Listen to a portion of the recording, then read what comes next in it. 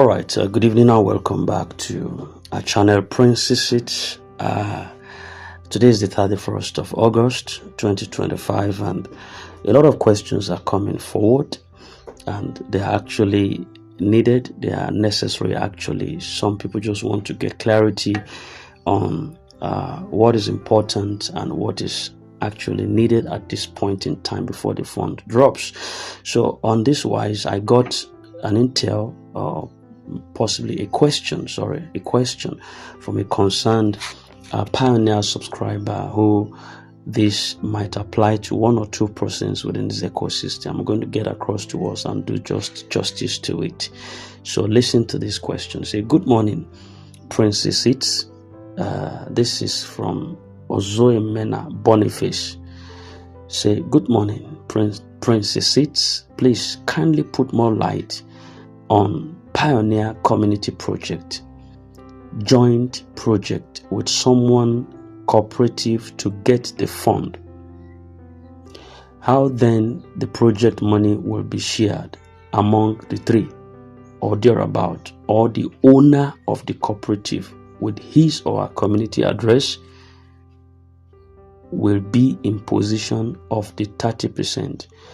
All right, there's a lot of lump sum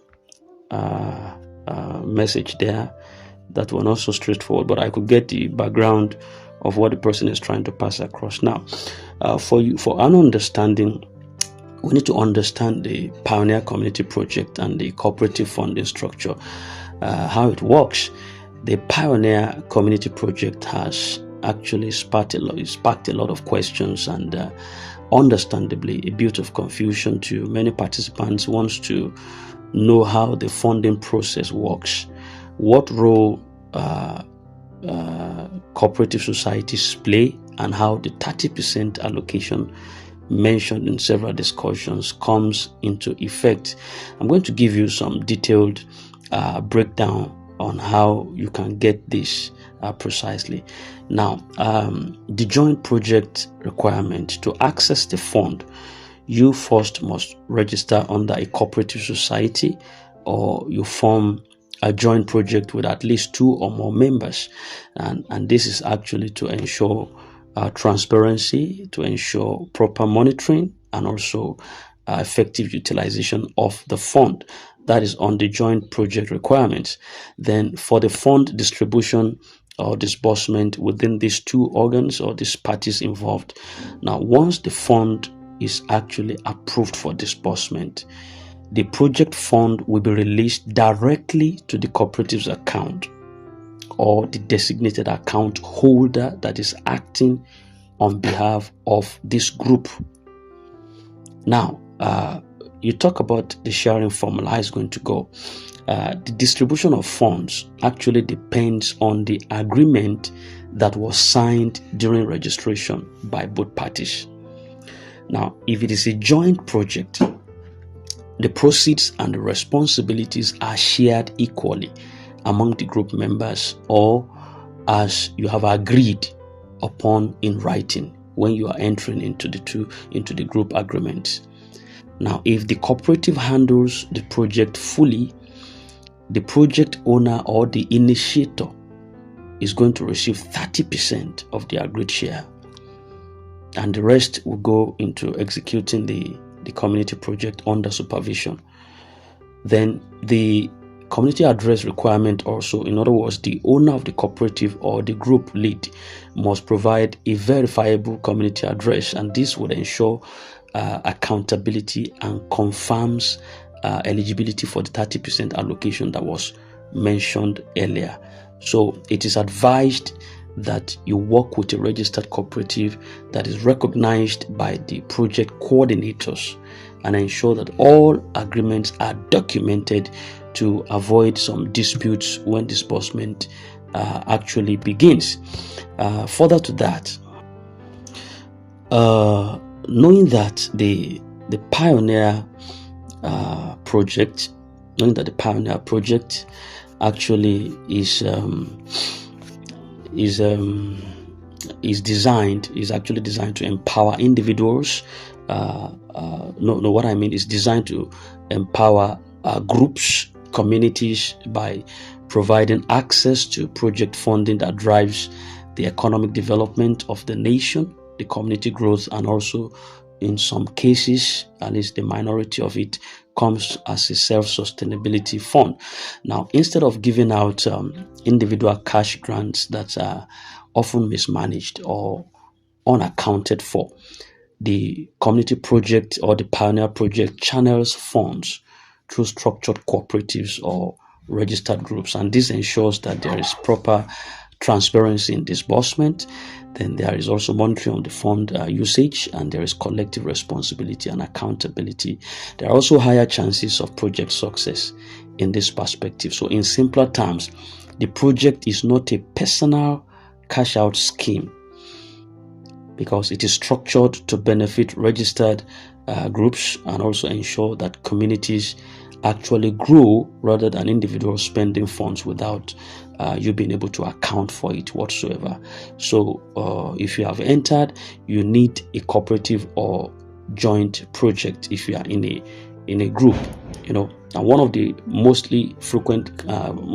frequently asked question is, why must I join a cooperative or work on a joint project before I can access the funds? The reason is because you need ease of management, because handling one cooperative account is much more easier than disbursing to thousands of individual accounts that possibly you might not be able to, that's not traceable, might not be able to trace them. But if it's in a group, it's a joint account system, and then there is a transparency in the course of it. So a cooperative structure that allows the authorities to be able to track the fund usage and also ensure that it aligns with the original purpose of the structure itself. Then there's also a collective agreement where members sign a memorandum of understanding, which is called the MOU, that details how the fund will be used and shared, and on and on like that. So the fund process, the way it works is that once you register, you know how you register under an approved cooperative, or you have formed a new one possibly, and all the things you need to provide, you've provided them, as the case may be. Then the project proposal actually is the onus lies on the owner of the cooperative, to submit a project proposal that details the type of project, whether it's farming, whether it's trade, whether it's skill acquisition, whether it's mounting a street light, whether it's a road project or whatever thing, the expected cost of execution. Also, all of those things are part of the proposals that are going to be evaluated. Then the fund allocation, just like was said before, once it is approved, the funds are released. And importantly, funds do not go to individual accounts, like was said before, unless it is expressly approved. If it's expressly approved, fine. But they are sent directly to the cooperative's account or a designated account that is representing that group.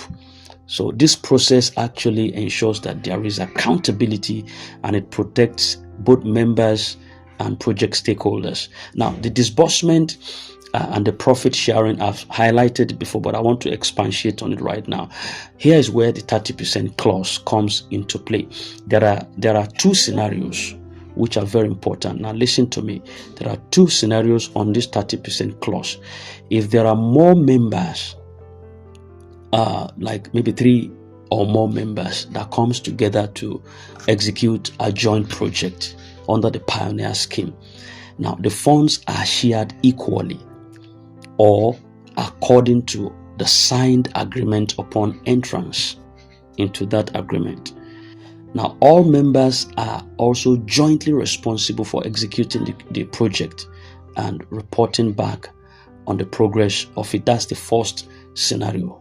Let me call it scenario 1.